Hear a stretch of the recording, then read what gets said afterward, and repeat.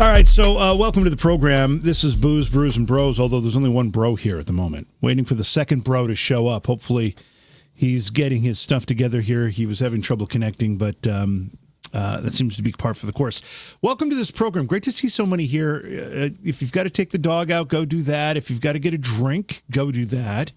If you've got to get a pillow or getting your jammies, go do that. Whatever it takes to get comfortable and get ready to talk. I'm just keeping an eye over here to see if my friend and co-host jumps in. Scotty Roberts, waiting for him to show up. Hey, Jada. Hey, Leslie. Hey, R.A.B. Hey, Fitty. Toey. Who am I missing here? Mermania. Scotty's in the chat, but trying to get connected to the thing. I've sent him the invite a couple times. Field Guy, great to see everybody along as we just get started here. Give us a second to get warmed up. By the way, if you want to call in, we will be taking unscreened, where'd my phone, here it is, unscreened phone calls as we move on. Got it, both showed up. Okay, so we should be getting Scotty any second. We'll be taking unscreened phone calls at 607-282-4029.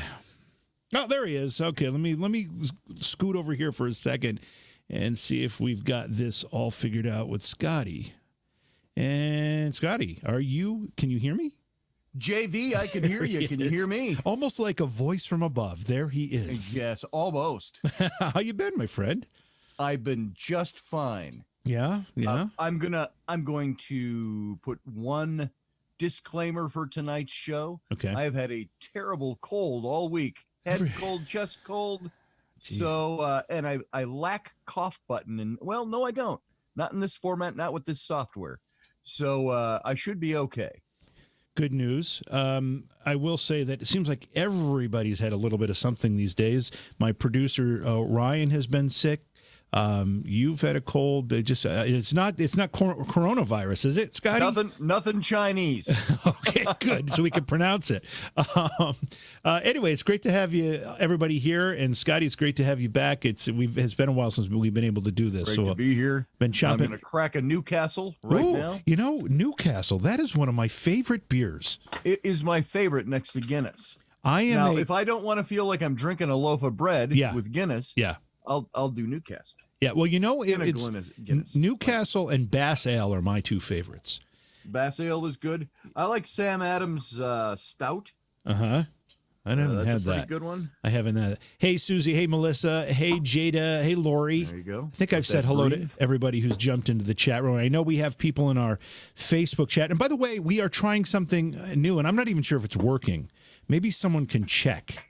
But I have us streaming on Twitch as well. Oh, very cool. Have you ever done anything on Twitch? Never used Twitch. No, I hear it's for the young folks. But hey, we'll give it a shot, right? Hey, we fit right in. I think so. But the silly thing about it is, Twitch is a socially intensive platform. So it's less about the video and more about the chat that's associated with it. Yet I can't see the chat, so I have no idea if anybody's trying to talk to us. I've got the chat up there. Do you have the chat? In YouTube, I do. Do you have the Twitch chat? No, you have the YouTube chat. Sorry. I do have a YouTube chat. Yeah, I'm going to try to get the Twitch just so I can see what's going on here. Hello, Renji. Good to see you here as well. Marianne. Let's see here. Forgive me while I'm just Scotty, talk a little bit here while I try to figure this thing out. Yeah, that's okay. I was just going to say hi to some folks. That's one thing about my show, because I simulcast on the radio and over on my YouTube. I tend to usually pre-record a little bit ahead of time, so I can do both at once. And so I join the chat room. When I go live, like on Sunday mornings and stuff like that, I always get to say hi to people. And before I started the radio gig about 6-7 months ago, I was always just doing live on YouTube so I could say hi to everyone. So, hey, everyone out there. Hey, Marianne, good to see you. And I see a couple of my friends out there. I see Field Guy. I see I don't even know what your exact moniker is there, brother. Daniel. Merman Mania, something like that. Good to see you out there. I don't even know what your exact thing is. So it's Mermania, isn't it? Isn't it Mermania? Mermania? Mermania, I think it is. Mermania? Because he throws events like you do Scaricon. Yes. He does. I did the Paradigm Symposium. He does mermaid events. Ah, okay. Mermania. I think he called us. I think he called us one night, and we had that discussion. Yeah, I kind of remember that. I do. I met him through my daughters, who, of course, make mermaid tales. That's right. For a living. That's right. So. Well, it's great to have you along, Chrissy. Good to see you. It's been a long time. Wow, a lot of folks from the past showing up here. That's pretty exciting stuff as well. That's always fun. Fitty D. Yeah, Fitty. Nice to see you. Fitty D's our boy. Mermania was the con I ran for mermaids back in 2016 and 2017. So it's Mermania is what I'm assuming. Mermania. Yeah. Yes. Which is the name of the convention. Okay. So I've got a bunch of things I want to talk about tonight, but there is by no means a predetermined, what's the word? Not itinerary. What do you call agenda? Agenda. There's no predetermined agenda. And we will take phone calls, and we will blindly answer them because we have no call screener. And the number is 607-282-4029. I do see the Twitch stream working, although there's not a single person there, which is interesting. Yeah, so there we go. Hey, cheers. Cheers. Yeah, let me grab. You know what? I actually have a vodka soda going here. I needed something a little crisp and refreshing. Oh, crisp and refreshing. Yeah. Oh, that's good. I haven't had a Newcastle for a while. I kind of wish I had some Newcastles here. Toey in our chat room before the program started asked a very interesting question about the spirit box. And I'm anxious to have the discussion, but I don't want to start with that discussion. Sure. I want to ease into that one because I think that's going to be a really good one, maybe even a bit controversial. Sure. But in the meantime, let's talk a little bit about what the news has presented us in the last few weeks. And I don't want to be political at all. Got it. Scout's honor. But, when you're somebody who follows the paranormal and you witness what's been going on in our nation's capital over the last week, you just got to shake your head. It's really, and it's not even that. I'm not even going to say that that's the thing I want to talk about. What I want to mention is that when I go on Facebook, which is really the only social media I ever even touch, but when I go there, and I don't go there much, especially now, because there's so much hatred. There is so much bashing, and people are so uncivil. These are the types of conversations that you would not have if you didn't have the protection of a keyboard and a screen or a smartphone in front of you. You wouldn't have this kind of conversation with your neighbor that disagreed with you. That's right. And let me just say, hey, Audrey. Nice to see you there. I wanted to get that in before it got stale in there. But I agree with you, Jim. That's something that I have noticed, too, is that I've had more people I know that have gotten vicious about their political stance. I tend to be I have my political ideologies very well honed, and I comment on a lot of this stuff. But I try to always be friendly to everybody, even people who come in and express a differing point of view. I've had people tell me, oh, Scotty, you're always cutting on people. And so I say, I challenge you to find one example where I have done that ever. Yeah. Well, you always said this and this about Obama during the Obama years. And you always said you were looking for his impeachment. You called him names. I said, again, I challenge you. I said, the one thing I said about Obama, and this will pretty much set the way I approach political adversary online and social media. I said, I always said about Obama that I disagreed with his political ideologies, but I respected him because he was my president.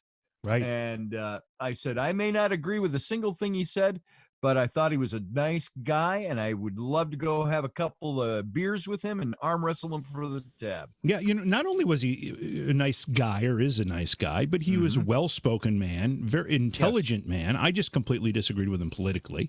But like you said, Scotty, I still respected him, and I couldn't wait till he was out of office because I thought he was damaging our country. And again, I don't want to get too political, but I knew that he won. He was voted into office. We had to deal with it. We had to accept it and move on. And so I don't know. Hey, Leslie Holker. Let's jump right to the phone lines. We've got our first blind phone call. Welcome to the program. Who's on the line? Don't tell Rain. What's the name again? Hello. If I ever Hello? get my hands on you, cocksucker, I'll break your. Oh, geez. Hey, we got one of those. Well, there you go. Yes. Great way to start the program. Oh, there's a lot of courage in action. Got to love that. Woo, yeah. Anyway. Now, was he talking to you or me? I have no idea. And I really don't care because it's not worth the time. So, when I do this on live radio, we have a device that eliminates those people. Yes. But don't do that on these live You know what my streams. response is to the caller? This is my best comeback of all time for that kind of stuff. What's that? Oh, yeah? That's from an old Clark Gable movie. Oh, yeah? Oh, Clark some Gable goes, people are hey, just great so comeback. full of not just hatred, but idiocy. I know. There you go. All right. So, but again, going back to this thing, I just, I scroll through Facebook, and my problem is that I just leave it alone. I leave it alone and leave it alone. And then somebody will say something that just makes me blow up. And I can't control it at that point. And I just respond. I in some cases, I overreact. Yeah. Yeah. So, no, that's a lot of fun. I get that. There are times where you just move along swimmingly and you're just fine. I have a pretty thick skin. I have a thing about, I don't know if you and I have ever talked about this, but I've mentioned it a lot on my own show, and Rocky's in the chat room. Hey, Rocky. How you doing, Rocky Stucci? He's the emotional meatball, the meatball army over on Rocky's show. Nice. But I have something that I've always said on Rocky's show is you can't offend me. You know why? Because being offended is a choice. Right. That's I right. choose to be offended. That's right. You can't offend me with anything unless I allow you to get through my defenses or allow you to get to me, which is my choice. So therefore, we coined a word, offendophobia, back when they were talking about, oh, you have homophobia, you have Islamophobia, you have all of these things. And I said, well, this is offendophobia. I said, I'm not really afraid of being offended, but you can't offend me. And very rare, but I will say at the same time, that does not mean that there are not people that sometimes slip through the defenses of the Death Star and want to wreak havoc, and I unload on them.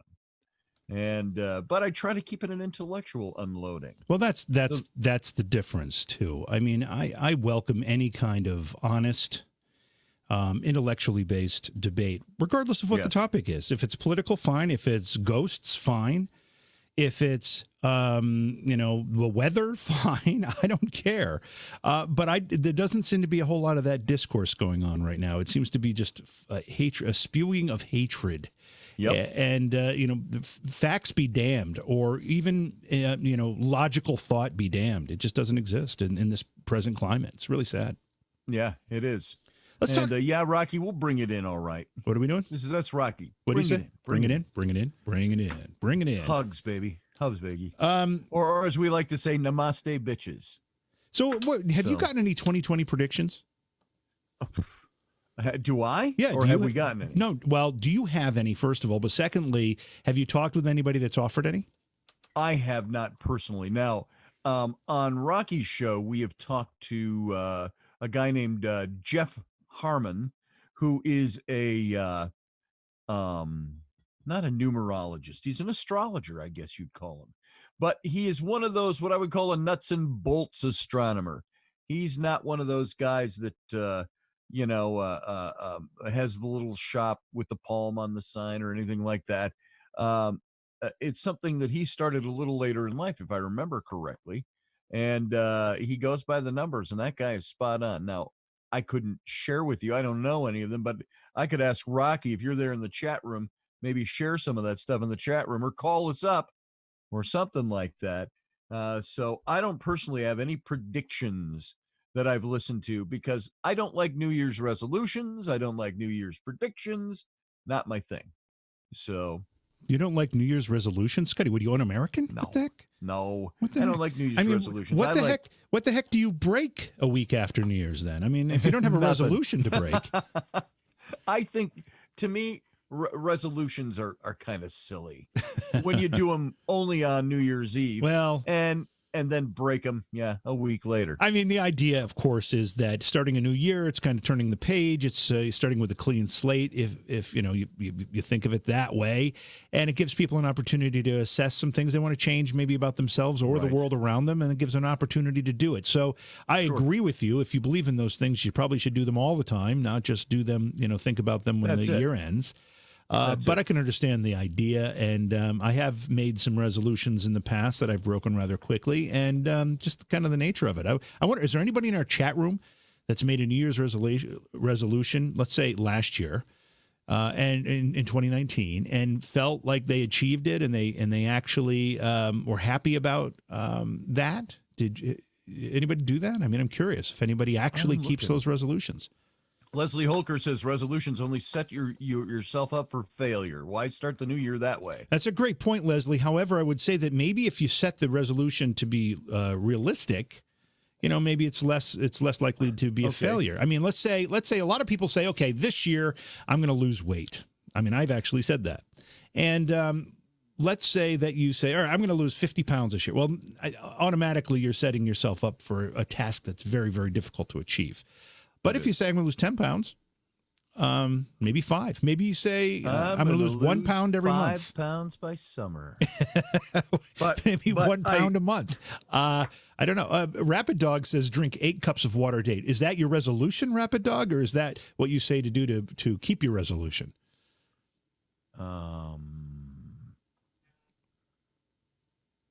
Yeah, it's hard because there's about a 30-second delay here. Yeah, as we say, not a big one, but it's there. Yeah.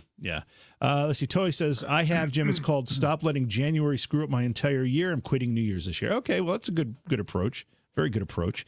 Susie Q says she has her greenhouse porch. Not sure, is that a resolution? Something you're working on in the greenhouse, Susie?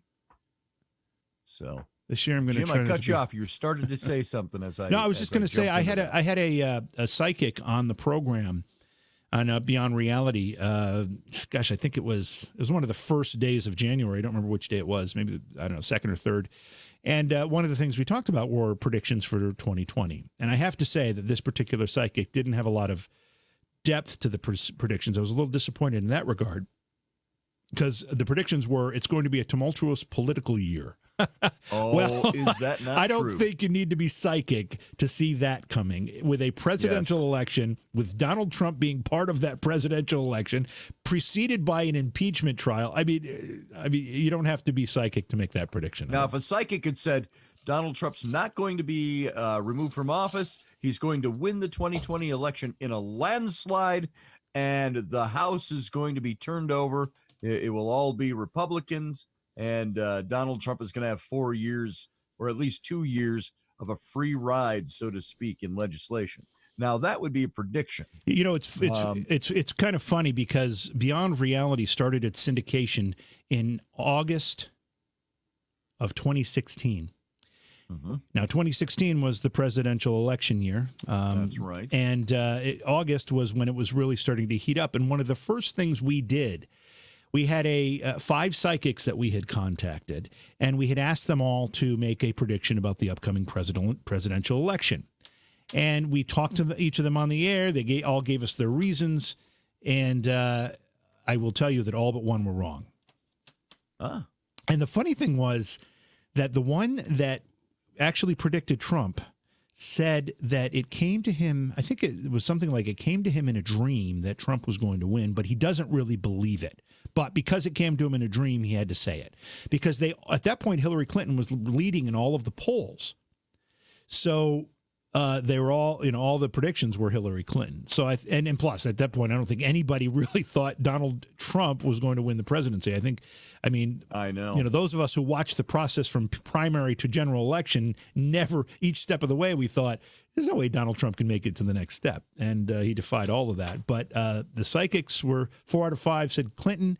And the 5th one who said Trump said he didn't really think that. He really thinks it's Clinton, but he dreamed it was going to be Trump. So he went with Trump.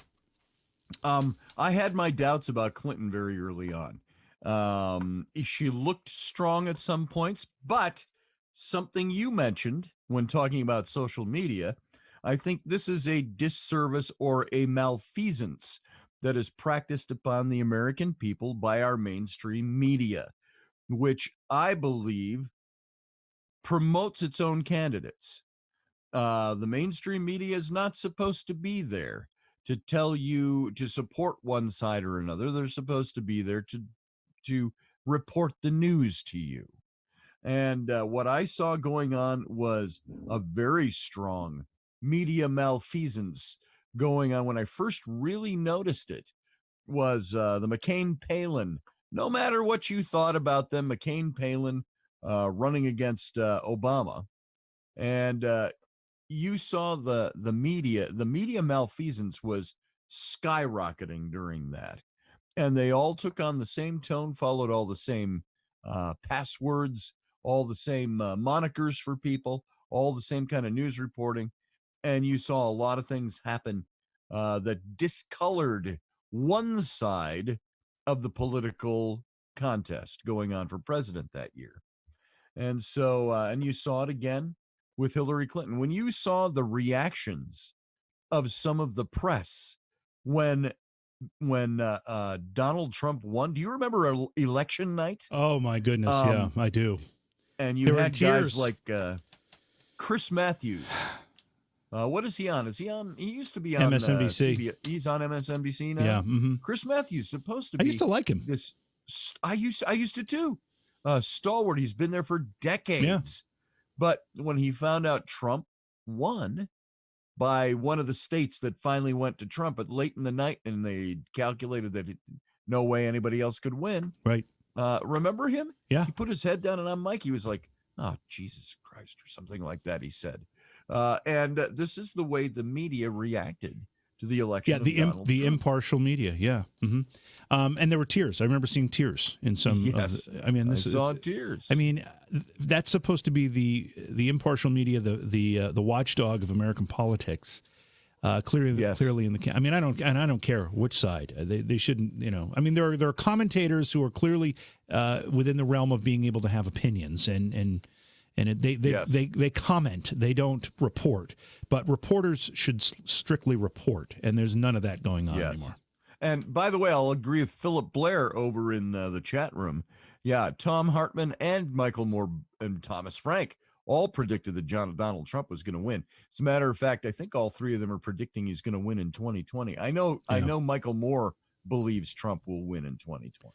I have but they're not psychics either. I have a good friend here in Cooperstown who is just a terrific guy, and he and I talk politics quite a bit. He has this uncanny ability just to kind of put his ear to the ground and really get a sense of what is happening politically. He has called every single election that we've talked about. He has been spot on. And when he was telling me early on that Trump was going to win in 2016, I'm like, there's no way. I can't see it happening. And he said, it's going to happen. Mark my words. He was absolutely right, and he's saying it again. So it'll be interesting. Anyway, we probably shouldn't talk so much politics here. We probably should move on to some paranormal stuff. If you don't mind, if I answer one thing that was said, Philip Blair, you said Chris Matthews promoted the lie about the WMDs in Iraq. I'm going to say this at the time. I don't believe Bush was lying. Right. I believe he went on the intelligence he was given. And if anything about Bush was a true believer in the WMDs. I don't care what you think about him. I don't care what anybody's politics are. And I'm not promoting Bush over anybody else. But I think Chris Matthews, along with President Bush, and along with all the intelligence, and by the way, along with over 300 and what's the total number in Congress again? There's 420. Yeah. If I should know this, 426 congressmen and 100 senators, right? All but 5 members of Congress voted with George Bush. And so they were all believers at the time. So opinions came after that. No matter what you believe after that, there were only 5 people who didn't vote for it. So there you go. And since you brought that up, I do want to say one more thing about that whole situation. Let's be real here, okay? I think that the debate about weapons of mass destruction is, I don't even know how to put it. It's a red herring. What do you call it? It's straw dog, red herring. Yeah. The real issue was the United States military needed a base of operations that was adjacent to Iran, that was adjacent to Afghanistan, that was close to Syria, so that it could defeat the terrorism that was coming out of that world. They needed an excuse, and that provided one. I mean, that's the way I see it.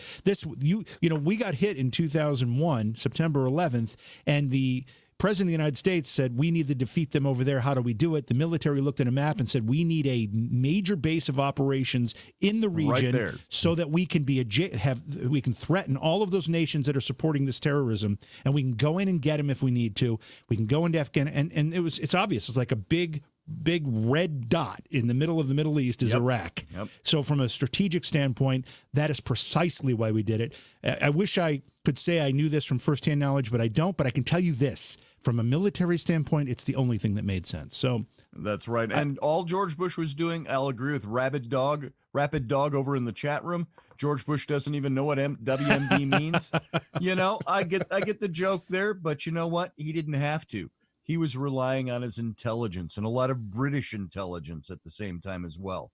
And so anyway, yeah, we could talk about that all night. I know, we really could. And let's move on, because we're supposed to be talking about paranormal stuff. So let's talk about paranormal stuff. I want to bring up this Helier discussion again, because you actually, Scotty, I think in the first time we did this program together, I'm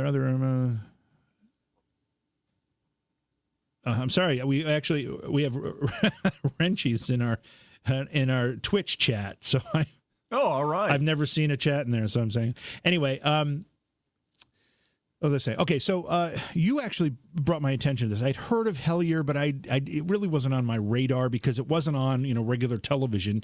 It was a Amazon Prime program, and so after you spoke so highly of it, Scotty, I decided to watch it. Yeah, and I binge watched both seasons of the show. It took me, I don't know, maybe a week to watch it all. Sure. My initial impressions of it, and we have had a little bit of this conversation earlier, but my initial impressions of it were that, first of all, the first season was a little bit slow. I think they could have edited those episodes down to about half of what they were.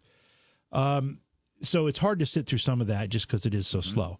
But they had an amazing mystery on their hands that combined so many different angles of the paranormal. They receive this mysterious email, and it takes and you're gonna have to refresh my memory on the story, Scotty, but it takes them they kind of dismiss it initially, and then over the course of a couple of years, some other things pop up that make them think about it again. Is that how it happened? Am I remembering it correctly? Yeah, they got the initial email from a guy who made the claims of these stories, and again, I'd have to refresh my own mind, but it was something that they initially just kind of set aside. Okay, cool story. What about this? And then they kept getting other information. They kept reinforcing it, and that's why they pursued it. And so it was a very I couldn't lay out a good timeline for you of the show off the top of my head, but that carried on through the whole two seasons of this show. What was that, 20 episodes in total? And the first season, I think, was only 6 episodes. Was it 6? Something. I think it was abbreviated. Yeah. Maybe it's 12 total. 12. No, it was whatever. 10, it was 16. I think it's 6 in the first, 10 in the second. Okay. And that picked up, but again, they came back to the initial letters, the initial letter in the ending of the second season, because more information kept coming their way as people found out they were doing this. And so it was very interesting stuff. But anyway, did you have something you were going to dig into a little bit about that because show, I really enjoyed it, but I also had some real problems with it, and I wanted to kind of pick it apart a little bit. I want to know how many people in our chat room that we could, I know there are people listening that aren't in chat as well, but people in the chat room, if you could comment, I'd like to know if you've watched it. And I want to be careful about spoilers too here. So let us know if you've watched it. Oh yeah, look, we've got some. I'm not in Twitch at all. I'm sorry. It's hard for me to. I've got too many things going on here. I'm trying to pay attention. Anyway, we've got some of our YouTube chatters now jumping into Twitch, so I'm just seeing how it works. But anyway, let's see. Season 1. Lori said season 1 kind of dropped the ball. It was slow and ended with nothing. That's part of my complaint too, Lori. I felt like there was some real meat there, and I think, one of the things that I've really commended them on is their professional filmmaking work, if you will. I mean, I don't know. Cinematography, was phenomenal. Phenomenal cinematography, great editing. The music and the way they presented interviews, all of that was done so very professionally, that I'm very impressed, because it was a self-made production, if I'm not mistaken. Yes, I mean, Carl Pfeiffer, just a handful of people that were involved. So that was done so very well. However, I felt like particularly in the first season, there's a lot of wasted time. There's a lot of wasted energy, and I really have a problem with the. How do you put this? The sensitive stuff, the sitting in a circle, and lighting the candles, and that stuff doesn't do anything for me. And maybe it does something for other people, but I am not impressed by that stuff. That is too subjective. It's too able to be distorted by the person who is quote unquote reporting it or feeling it or whatever. So I take everything like that with a bit of a caveat, a grain of salt. And they did a bunch of that, and so I had a little bit of a problem with that. I'm just looking through the chat here, seeing how many people have seen it. Luli, I was a little bit. I was kind of okay with the slowness for a certain aspect. To me, it kind of got across. Now, I don't know if this was deliberate or if this is just a product of being a little slower in their delivery. I got the idea of the plodding effort it took them to make this thing happen, to drive out there, to go try to find things, to do the things they were doing. So there was a bit of slowness, but it had almost, because the cinematography took over some of that for me. It's like when you sit down and watch a nature show or a science show. They're not always riveting with action. Sometimes it's, and here we are on the Serengeti, watching leopard Nancy, as she's been dubbed by her observers, feed her cubs. Let's watch for the next 18 minutes. And then it's silent. So I got a little bit of that without making too much fun from Helier. At the same time, I have some of the same issues with magic. No. Let me back that up. Some of the same issues with it's like when I see tarot readers who say, now we're going to light some incense and ring a little bell to call in the angels. Let's clap. And, I don't do that stuff. I don't go into that. But I know enough people, and I have had enough experience with magic, with some darker magic. I know people who are very normal people in real life. I know a guy who is a Iraqi war vet, disabled. He can walk and stuff, but he's got some disabilities. And so I'm not talking like he's lost limbs or anything like that. I was just trying to give a descriptive picture. He was in military police, and then he was a police officer when he came out of the military, and now he's out of that. He's still a fairly young man. He's like in his early to mid 30s, but he is also, you see this big man, big bearded man, and he's tough as nails. Iraqi, a war vet, but he is also a pagan high priest. And now I'm not talking pagan. There are lots of different kinds of pagans out there. And Jim, I know you've run across these. Yeah, I see pagans that are the genuine article, and I see pagans that are acorn shakers of the week, we used to call them. I'm going to go hug this tree and shake it so the acorns fall on me so I can show up my parents' Methodism. There's that kind of pagan that's out there. Well, Travis is probably one of the most genuine articles I've ever met. And I've said so much about trying to establish who he is. I forgot what I was going to say about him, other than to say I've seen the magics take place. I've seen Travis's rituals, the way he engages in ritual. He's had me do rituals, and Jimmy, I have done spells myself. I have worked magics here, right here on this very desk. And there are certain things that you can do and you can engage in. And I see this all as latching into the magical side that we all have the ability to lapse into, that we all have the ability to access. But as Travis will say, there's a lot of people that perform magical malpractice, meaning they don't know what the hell they're doing or what they're talking about. And so you have to be very careful about it because it's a very real thing. So all of that to say, when I watched Helier, I know that Dana Newkirk, it was Greg and Dana Newkirk were the couple in that show. Dana is a, what'd she call herself? A hedge witch? Um, um, Something like that. I had to look it up. But she is a witch, and I think she has been all her life. And so it's not a thing of like, oh, and I've seen witches and I've seen pagans and I've seen people like that believe, like I said, because they want to rebel against the religion they were brought up with or rebel against their parents.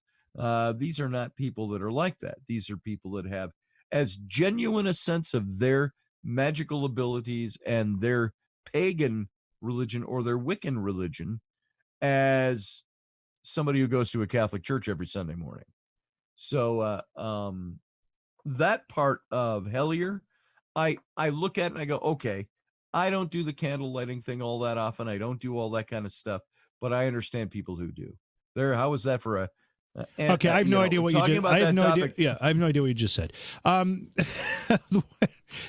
Getting to the topic, trying to find my nose by going around my elbow. You know, it's funny when I heard the hedge witch thing. When that I think she was describing herself as a hedge witch. All I could think was Hedwig and the Angry Inch. Do you remember that?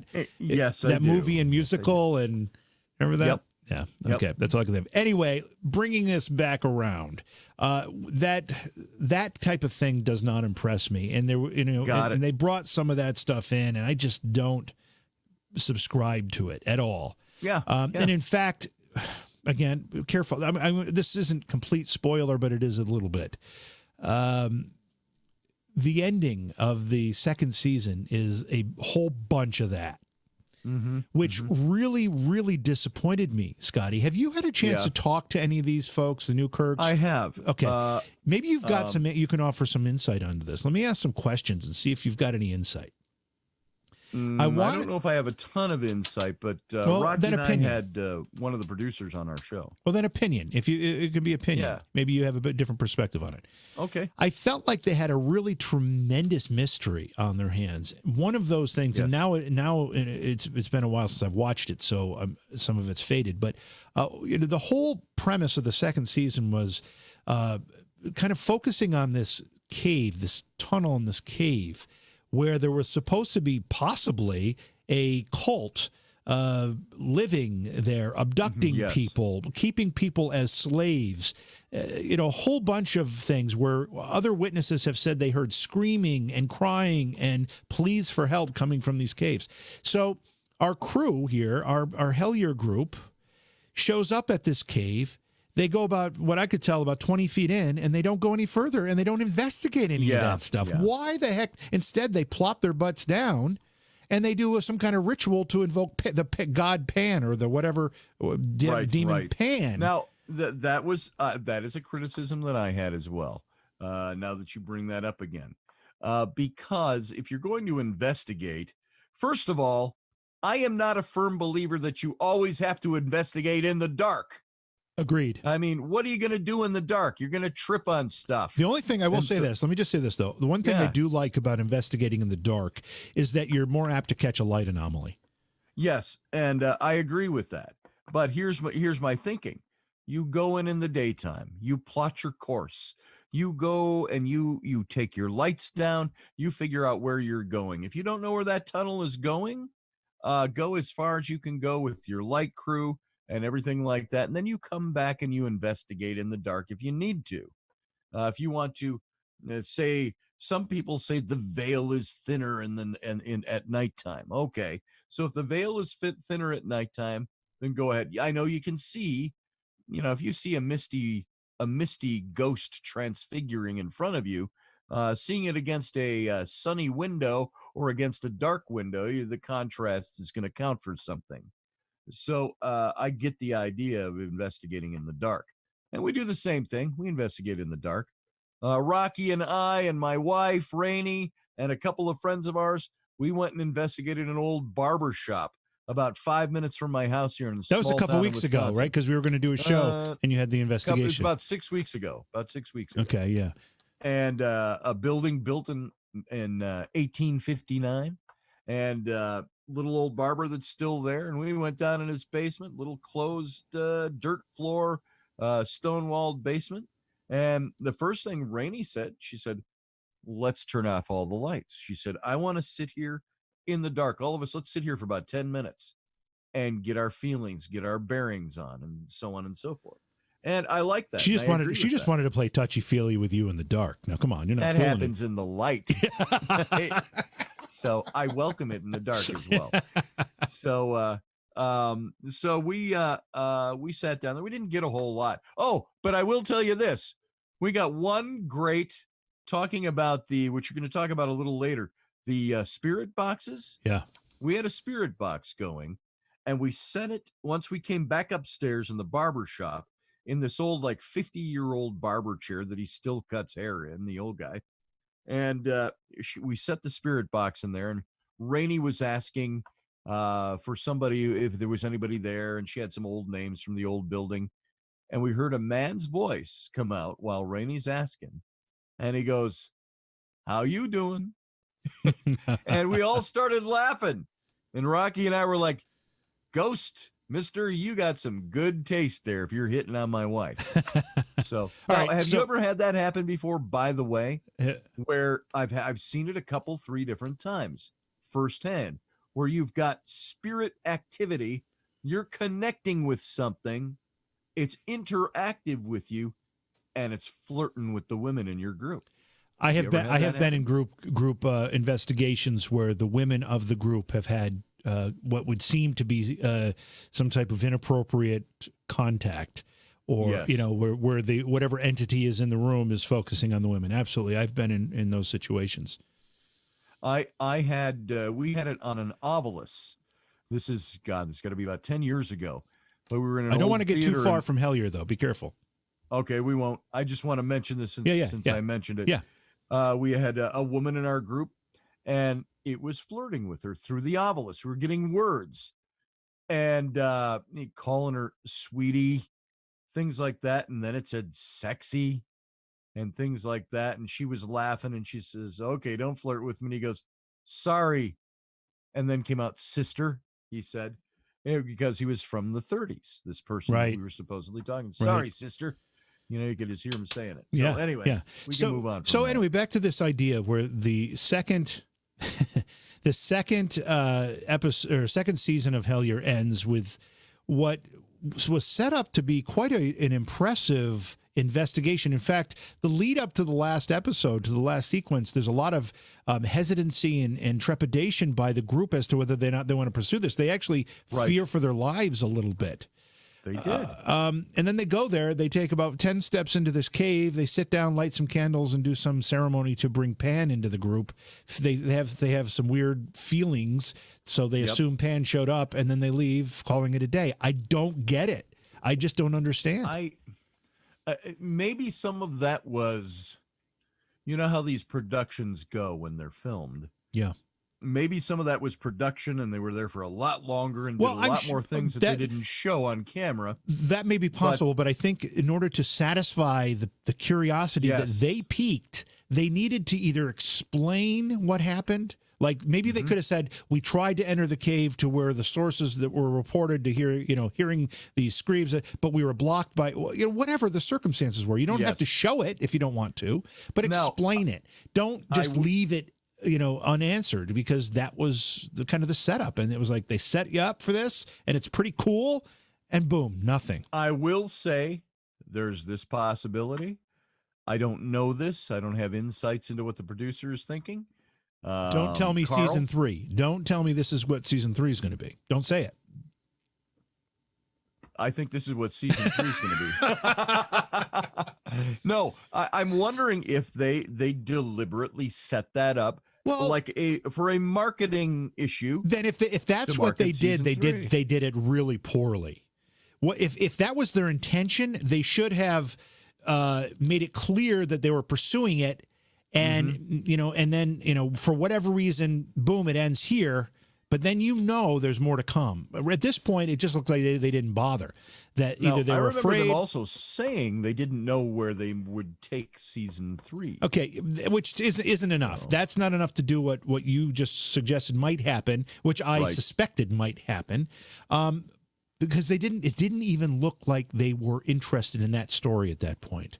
They had changed the whole navigation of this investigation from this cultish people being abducted, little green creatures coming out of caves, et cetera, to, and all of a sudden they thought Pan might have something to do it, and they're going to do a witch ceremony to invoke Pan with candles and whatever potions were made. And no mention of that other stuff. Nothing. Not a word about it in that ending sequence. And that, I thought that was, whether it was intentional or not, I don't know. I'd love to ask Carl. I've worked with Carl as you have, Scotty. Yes. I'd love to find out. But I felt like that was a failure of the program. And it was too bad because I felt like it really had a lot of momentum. However, saying all that, I love the way they approach their work. Me too. Not just from the production standpoint, but from the paranormal investigating standpoint. But it leads to another gripe I have. Yes. And let me say something. Somebody said over there, and this is not a criticism to Toy over in the chat room. You say money, money, money, money. Yes. And you know what? There's one thing about doing this sort of thing. If you're going to invest time and equipment and travel expense and all of that, yes, there is always that element that says, boy, it would sure be nice to make a little money off of this. I don't see anything wrong with that. It's like with what? Making money off of it? What's that? You don't see anything wrong with making money off of it? I don't see anything wrong with making money off of a television show. I don't either. I agree with you completely. It's like I've seen things where people have even had problems with psychics or tarot readers or people like that making money. They charge what? It's a service. $85 for an hour of your time? And it's like, the messages from spirit. How can you charge that? Well, you know what? They don't charge for the message from spirit. They charge for the number of years and their time in learning how to do what they can do to deliver that message. Can I offer you a comparable argument? Please do. Sorry, I'm sneezing here for some reason. No, it's all right. Most people know who follow my program that I'm a musician. And I'll often go to a place, to play a bar or whatever it happens to be. And, tell them what we charge. And the guy will say, what, you charge that for coming in and playing for 3 hours? I said, no. I charge that for the investment in all the equipment I bring, for the hour it takes me to set it up, for the 3 hours I play for you, for the hour it takes me to tear it down, plus for the 30 years I've spent learning this craft. Yes. That's why we charge what we charge. It's not, exactly. People don't get it. They think, whatever. So I kind of sympathize with that thought. But let me just say this. I don't have a problem with people charging for psychic readings, tarot card readings, palm reading, whatever it is. I don't care. That's what they do. And nobody's being forced to pay it. Nobody's being forced to buy those readings. It's completely up to you. And if you don't like it, don't buy it. And that's it. I would just say this. Just make sure you know who you're going to. I wouldn't blindly go to a psychic and just throw out $50 for a half hour. Do a little research. Exactly. Again, I don't know how we got out. Did we intentionally leave Helier? Oh, no. I said I had another. No, not break. Really. There's just all kinds of rabbit trails. Yeah, we do. We can pursue any number of rabbit trails in any of this stuff. We do find the rabbit trails rather quick. Speaking of which, I've gotten back into the old Star Trek series, and I was watching a couple episodes today. And one of the episodes I watched was called the episode's called Shore Leave. I don't know if Shore Leave. That was you were hitting on something. That was the very first Star Trek episode I ever saw. Oh, really? I was like age 6 or 7. And it was in 1967 or 60. I think it was a 67. I think it was either a first or a second season episode. And I happened to see that when I was a little kid, and I was intrigued by it.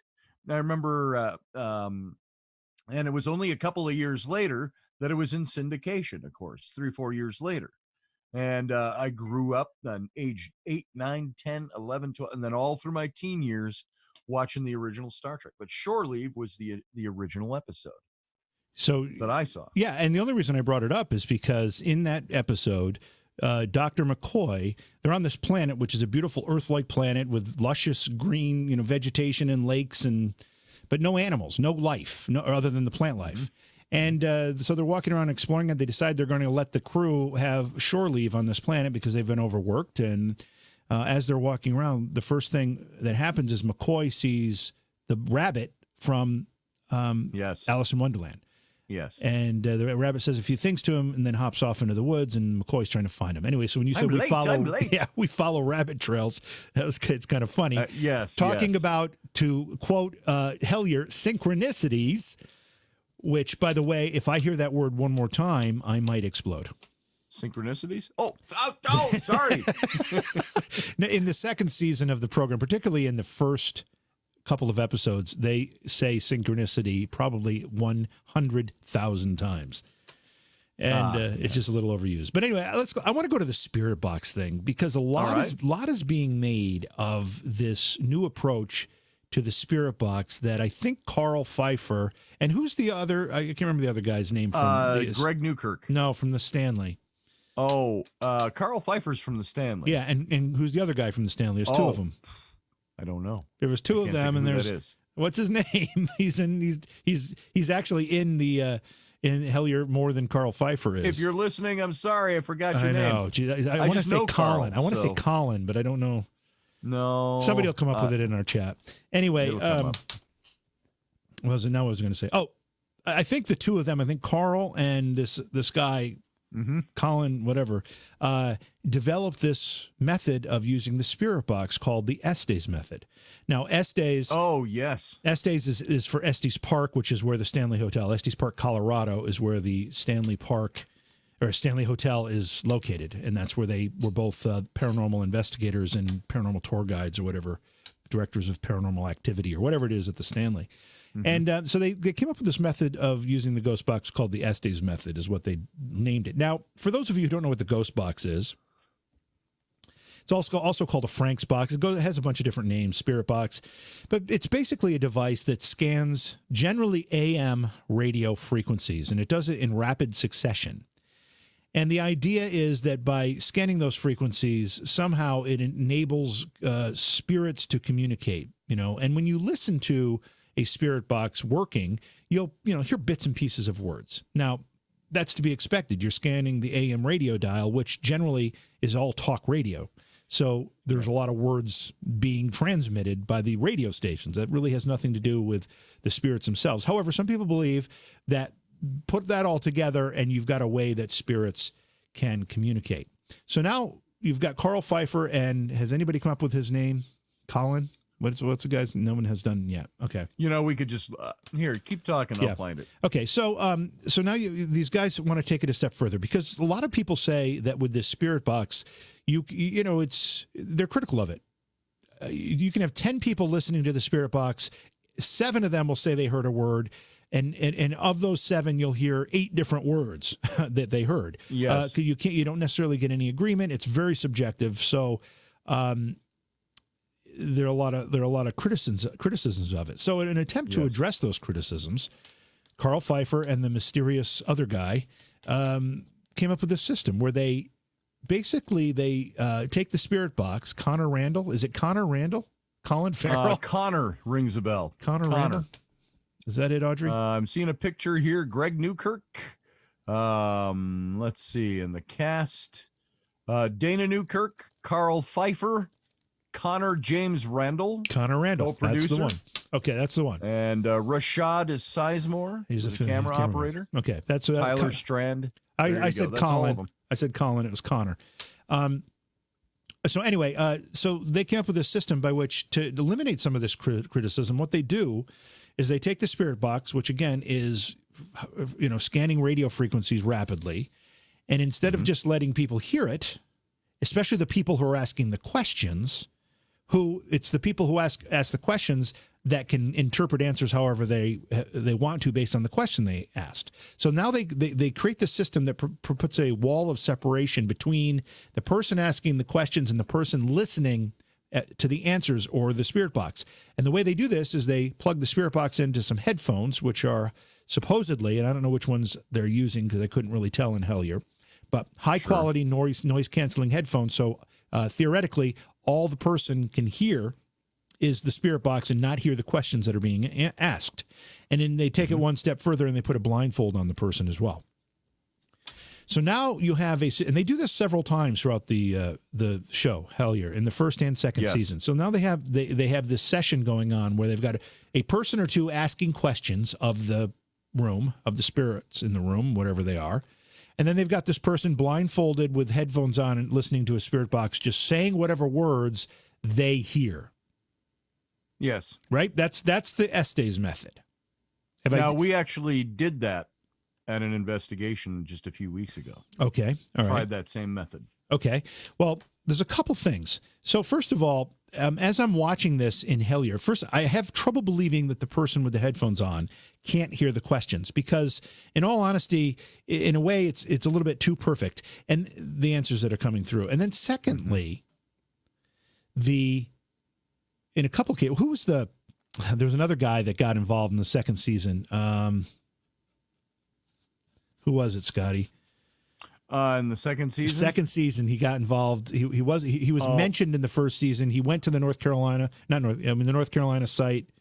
Was that either Tyler? Well, Tyler was an on-camera Tyler guy. So Tyler. Yeah. What was the last name? Special effects makeup artist. And he was. What's the last name? Tyler Strand. Yeah, Tyler Strand. Okay, so Tyler is the one with the headphones on and the blindfold on. And all of a sudden, his answers are coming in complete sentences. He's actually giving complete sentences. And as someone who has spent a lot of time listening to the Spirit Box, it's hard enough to pick out a word. You never hear a complete sentence. It's very rare. What do you mean rare? I've never, ever heard one. Have you heard? I've heard complete sentences. You really have? I've heard phrases. Now, by complete sentence, you can say, I am going. That's a complete sentence. So I've heard complete sentences.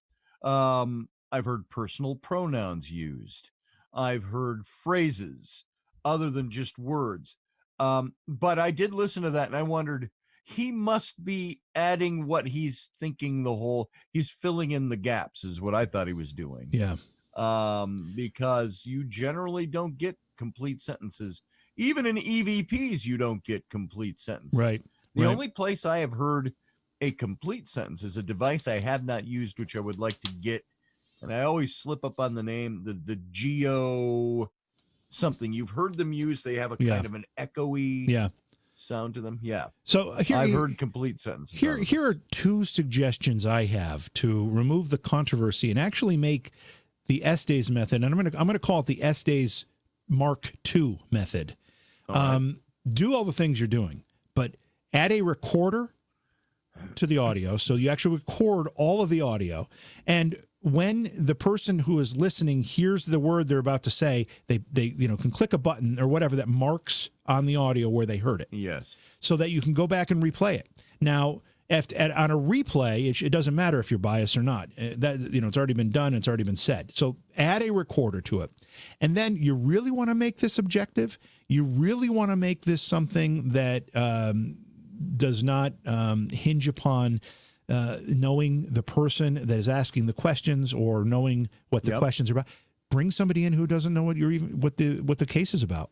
Bring somebody in who has no knowledge of what you're looking for. Or even what the story is, and let them be the person to be listening to this spirit box, and let them give the words that they hear, and see if it has any correlation to what's being asked or said. And I like that idea because then I'll be impressed.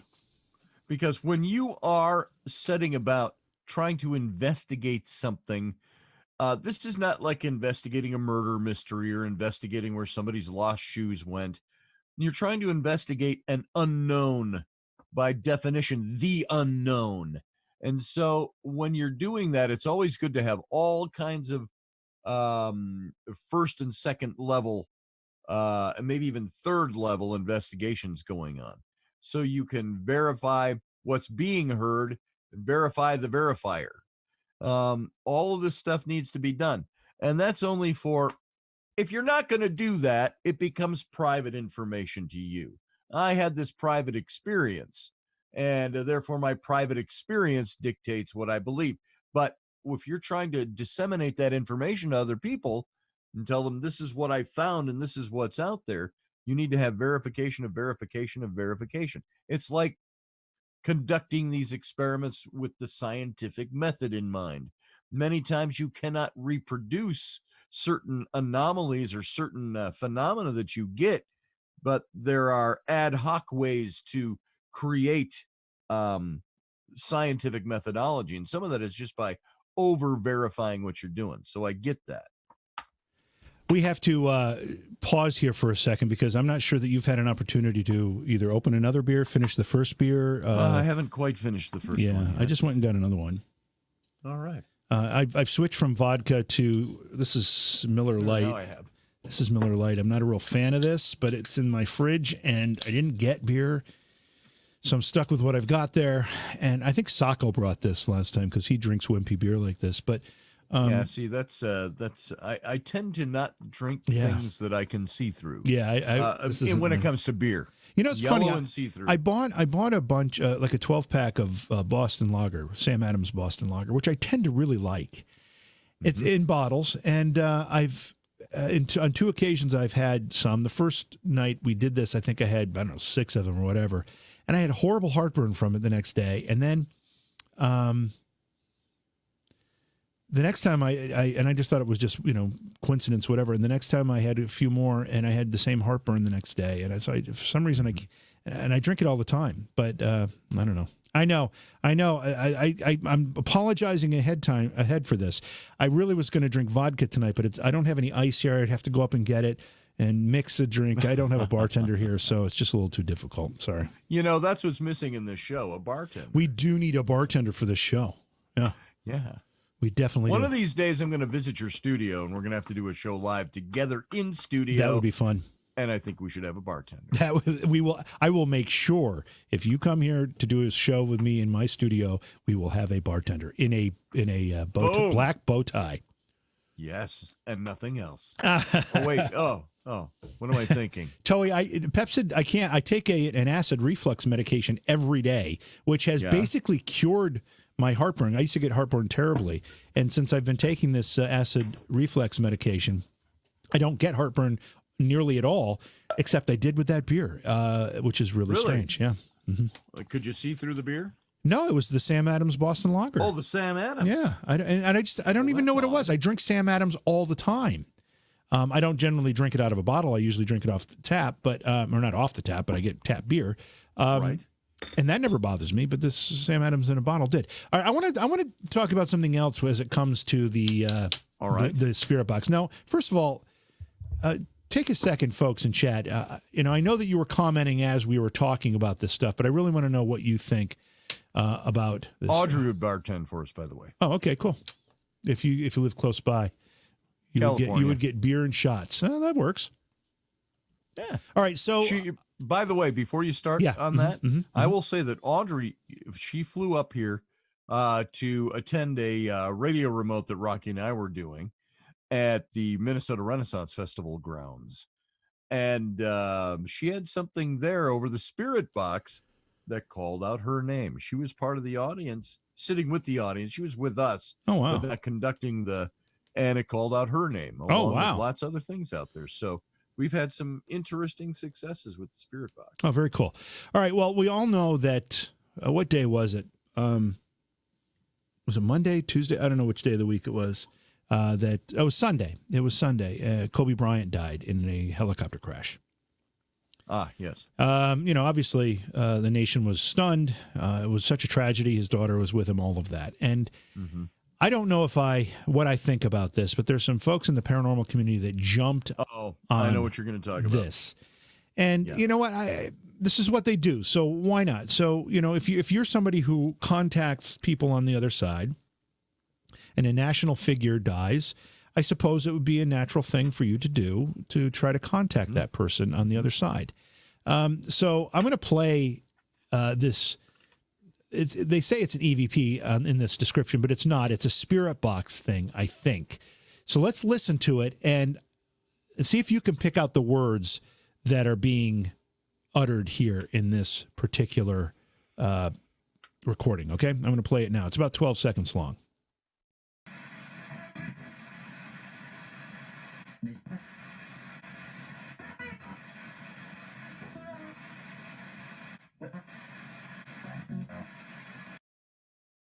Okay, so I'm going to give this a few seconds and just see if anybody can give me any of those words that were uttered there.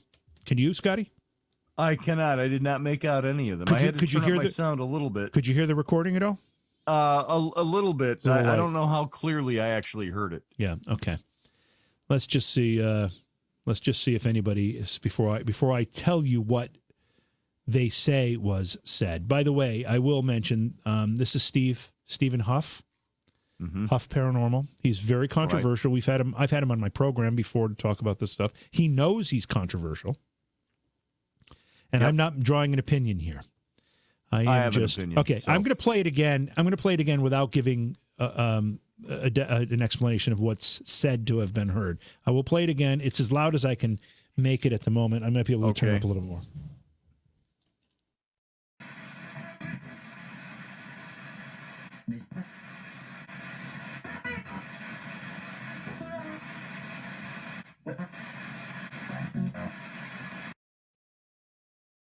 Well, I heard a couple of different voices, at least. Yeah. I could not make out any of the words, however.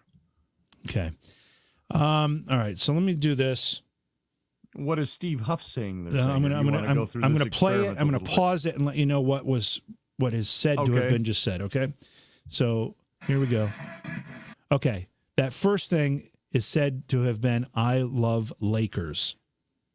I'm going to play that part again. You ready? Do you hear "I love Lakers"? Okay, I can hear the Lakers. Do you hear "I love Lakers"? It sounds very distant. Let me try it again. Okay. "I love Lakers." Sounds like he's saying, whoever it is saying, "I love Lakers." Yeah. All right, let's see the next one. You hear that one? Was that somebody's name being said? Too much, too brief. I can't hear it in all its meat.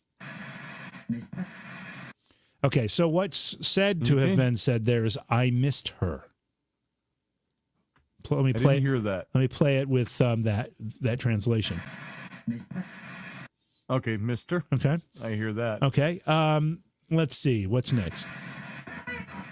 Okay. There's another one that's similar to that first tone, first quote-unquote voice. Hear it? Mm-hmm. That is said to be, "I live for." I heard 3 syllables. Here, let me play it again. I live for. Yeah. I live for. Yeah. It's kind of like that. Yeah. It's the way those things come through sometimes. Okay. That's the third one. Let's see. The next one. Okay, so the one we had just heard was "I live for," according to the Huff Paranormal. The next one, hear that? One more time. I'll do it one more. Here it comes again.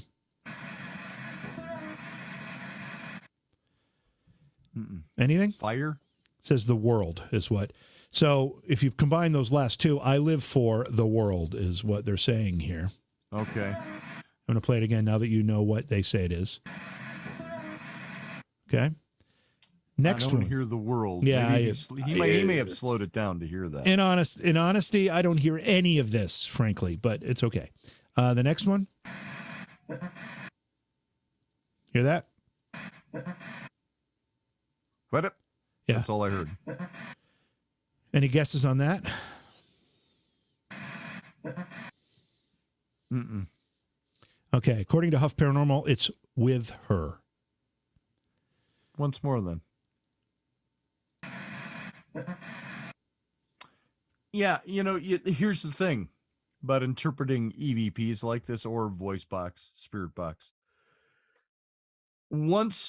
If you can't hear it by yourself and then somebody says something, the suggestion's already there. Right, exactly. So psychologically, your brain fills in the gaps. That's right. I get it. There's one more, and this is the granddaddy of them. Listen to this one closely. Yeah, I thought this might be something. Play that one again.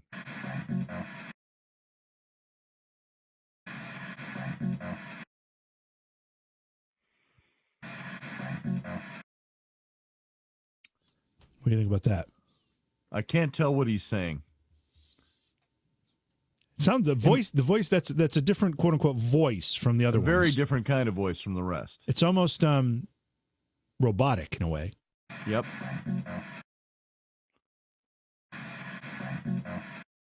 Frightened something, maybe? Okay, so what? Frightened death? What? Something? Yeah, what Huff Paranormal is saying is flight evil. Flight evil. Okay. Obviously, we're referencing the helicopter flight. Okay. All right. So, I don't put a lot of faith in Steve Huff. First of all, I've got my opinions about what he does. Wasn't he the same one who made contact with Debbie Constantino? yeah, I think that's right. I think that is right. I think there's a certain. I don't know if you want to get into this part yet. We can get into it when you want to. You call it. I have an opinion to express about this. For those of you who don't know, Steve Huff prides himself on doing these EVP sessions, or in this case, Spirit Box sessions, that contact dead celebrities in a lot of cases. He has claimed to have contacted Robin Williams right after his suicide and others. And as Scotty's referencing the Constantinos, they were very, very well-known figures in the paranormal community. Good friends of mine. Yeah, they were friends. And they used to be at many of the same events that Scotty was at, that I was at.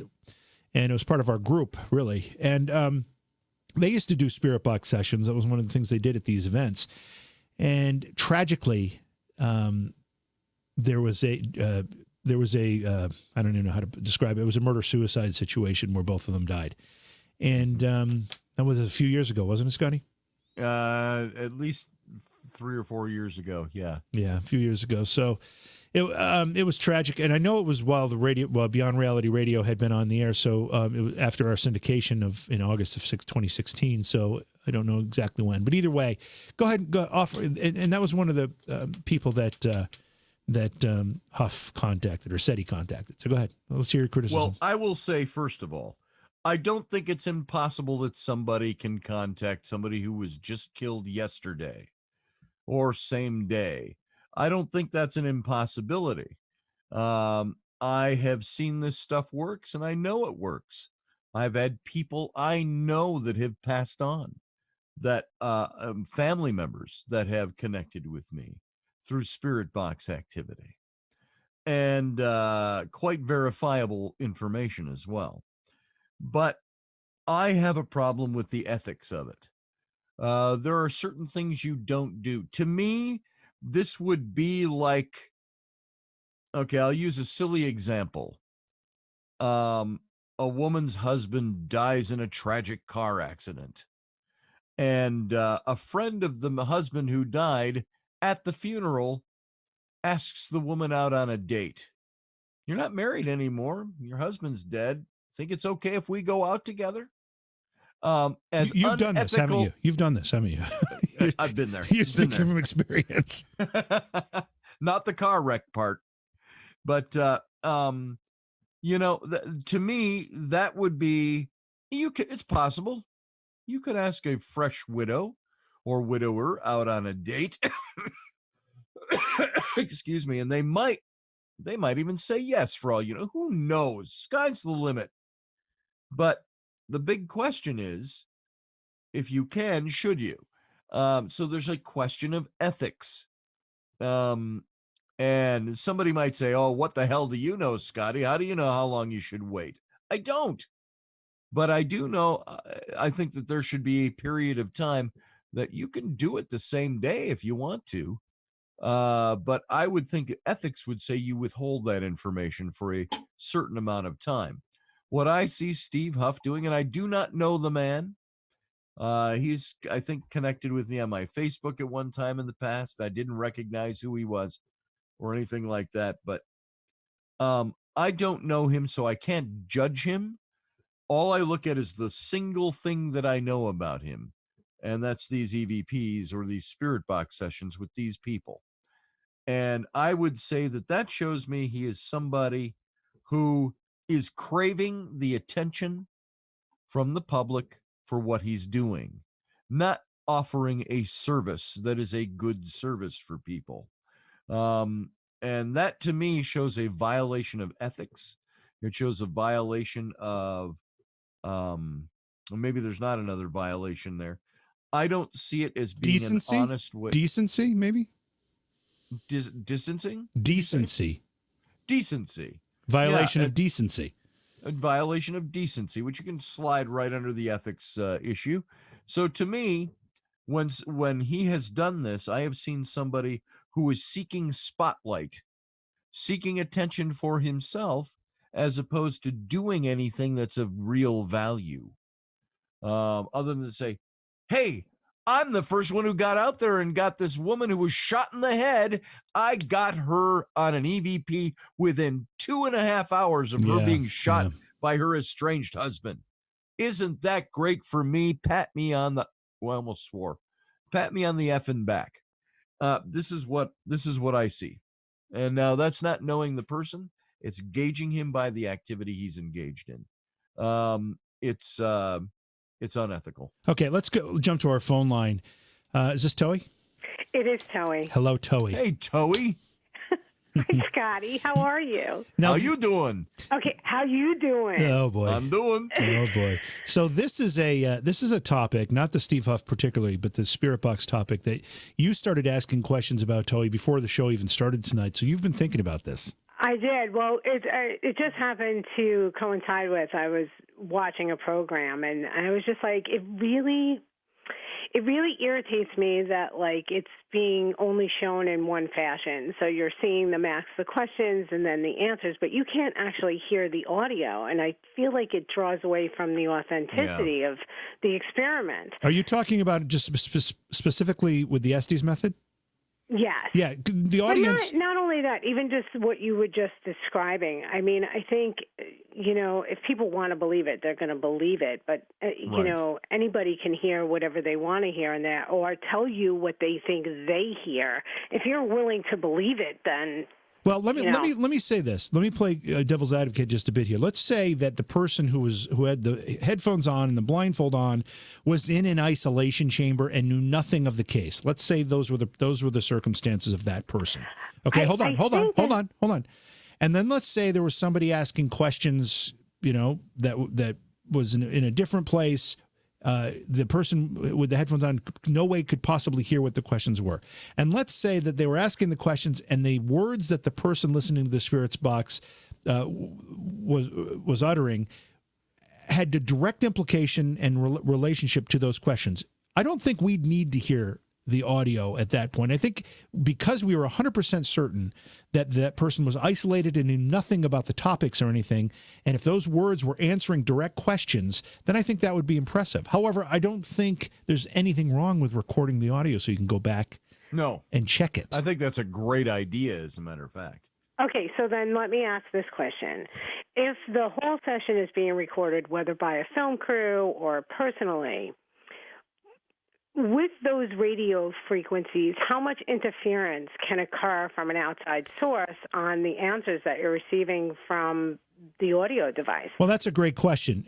Radio frequencies and radio waves can receive all sorts of interference. I mean, when you're driving along, it could be a plane flying overhead. It could be. Yeah, I mean, if you've got a plane flying overhead with a strong transmitter, they can bleed over all frequencies. They can overpower the what we would call the endemic radio frequencies that are coming in, and no matter what frequency you're tuned to, you'll hear that same Or transmission. you could get bits and pieces, just like if you're watching. Absolutely. Let's Right. take it back to old school, Jim. For us old people, if you're watching the static channel, the UHF, Yeah. you know, Yeah. you can look into that and see pictures. It's that, you know, I would believe it would be the same thing with audio. Not to say that I'm not a paranormal believer.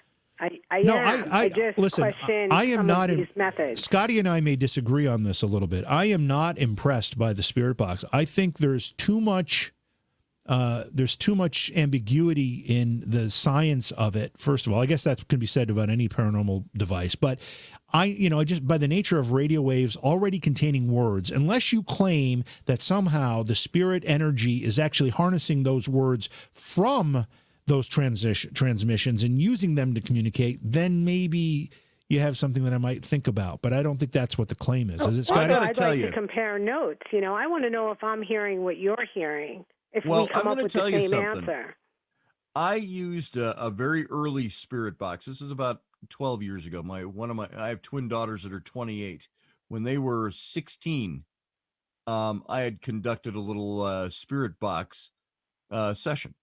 And on that session, something contacted over the that you get on the spirit box. Yeah. Mm-hmm. Some of the static sound.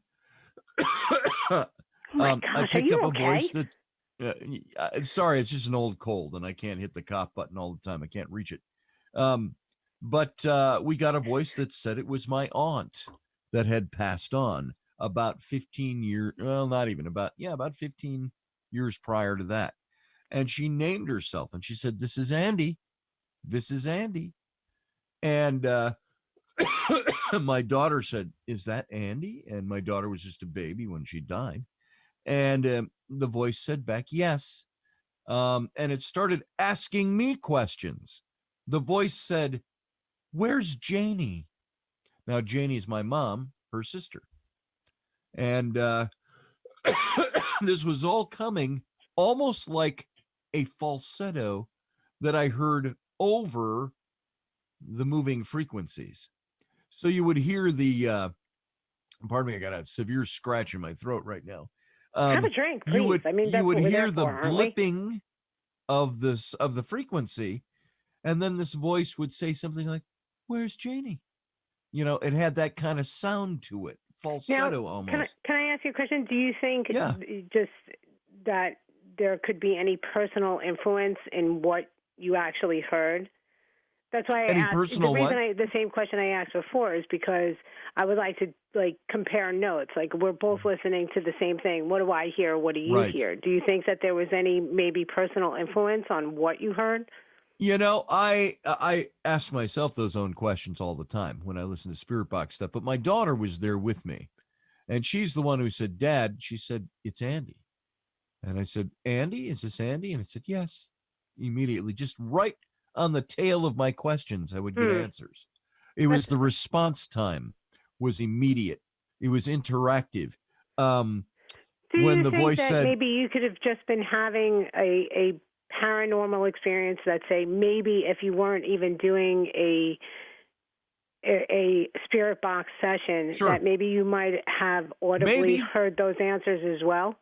Maybe. I've heard some things audibly, but I happened to record this session when it happened. And I listened back to that recording, and it was like somebody sitting in the room next to. I get chills now at my arm. Now, of course, I'm just relaying this information to you, so this is secondhand already, third hand by the time you're hearing it. So there's no way you're listening to me tell the story. And so you would have to put some modicum of trust in the story I'm telling, and my credibility as an individual. And so when I say that this happened, I don't think you'd lie to me, Scotty. No, that's not what I mean. Any casual listener to this conversation would have to ask, well, how do we know what he's saying is true or what he really heard? It's because I heard it, I recorded it, and when I was actually running the sound through my computer system when we heard it, and I recorded all of it, and I had the interactivity, and the words weren't like, oh, that just said I'm your aunt. Just heard, right. No, the voices were like crystal clear. This is Andy. Where's Janie? And I said, my mom. And she said, yes. And I said, well, she moved to Yuma. And the voice immediately said, oh, that's right. I mean, it was crystal clear like that. That's a And lot we of talked. backup. What's that? I said that's a lot of backup. It's crazy stuff. And there were a few more things talked about. And at the very end, it got few and far between. I said, okay. I said, maybe we'll try this again sometime. So good night. And the voice immediately came back right on the tail of me saying that. I said, good night. And I said, goodbye. Just like that. I would pose a question, and look, I totally have had enough experiences to know that the paranormal does exist in some form or another, and I think that anybody can find it if they really pay attention. Yes. But my question would be, out of what is the percentage of authenticity in these spirit box sessions compared to maybe your one authentic session? For me personally, how many more are actually authentic, and how many more are just basically we put get out a lot there of for stuff. the sense of putting them out there? I can only talk to me, and I've never put it into percentages, and I wouldn't know any kind of figures like that out there in general.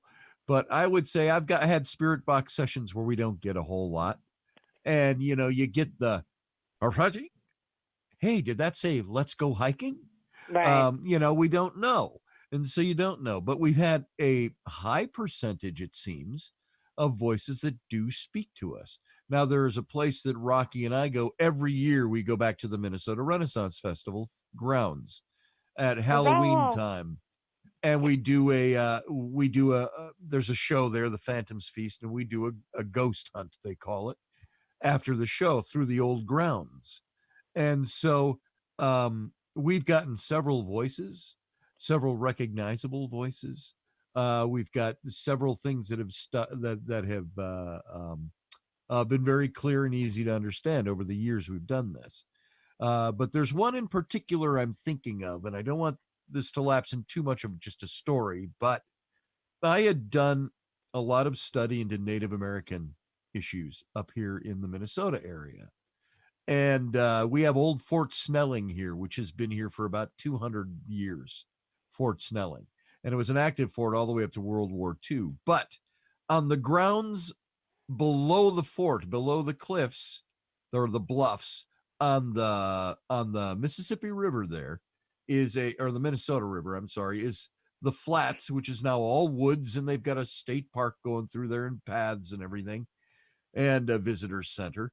But down there, right in what is now all the woods, in the winter of 1862, after the Dakota Wars in Minnesota, there was about 1,500 Native American people that were put into a concentration camp right here in Minnesota, below the fort, under the bluffs on the river flats.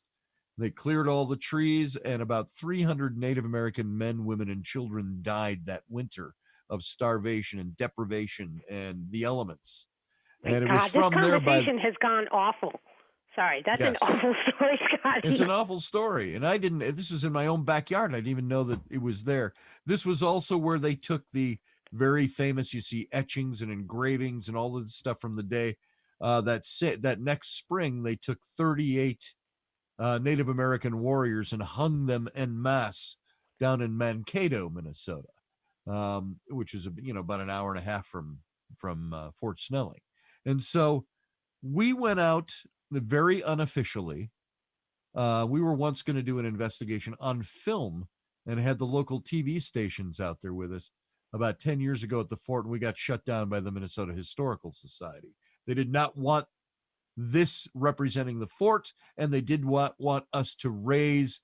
She said, it's not that I don't believe what you're doing. She said, I fear what the reaction in the Dakota tribe will be if you pick something up. So they shut us down. She didn't want you to raise awareness to it? Right. Now, a couple of months ago, when Audrey, who's in the chat room, was here with us, we had Paranormal Sarah Soderlund, was with us, a friend of this show, I think, at least two ghost hunters. And we went out in the daytime to the park down below the fort. And the old fort is still there. It's a museum and all of that. Reenactments go on all the time. We're down in the woods of what would have been the area that was the concentration camp. And we're finding old stonework for low walls and things in the dirt. And we're in the thick woods now, off the path. And we turn on the spirit box. And we start asking some questions. And it was very private. We weren't filming it. We weren't recording it even. We were just there because I personally wanted to hear something about this, because I had done a lot of lecturing on this, a lot of talking about the history. And we're Wait, standing I'm sorry to interrupt there. you, but did you say this was underground, like in a? On the grounds of the fort. It's now state park. So there's stone And, around as well, correct? So we're down on the river flats. What were the river flats, and now it's all woods with paths going through it for the state park. Right below the fort is up on the bluffs. And this is where the concentration camp was. And so and it's, by the way, it's not marked off. They've got one little sign. And the Dakota tribe put up a marker for this site with their own money, because the state didn't do it. And so we're standing on the site in the woods. We turn on the spirit box. And immediately we're getting all kinds of sounds and voices coming through. Now, mind you, we're in Minneapolis, St. Paul area. We're in the metro area where this fort still exists. So we knew we'd pick up a lot of stuff. And we started hearing voices. And Sarah, our psychic medium, she was with us.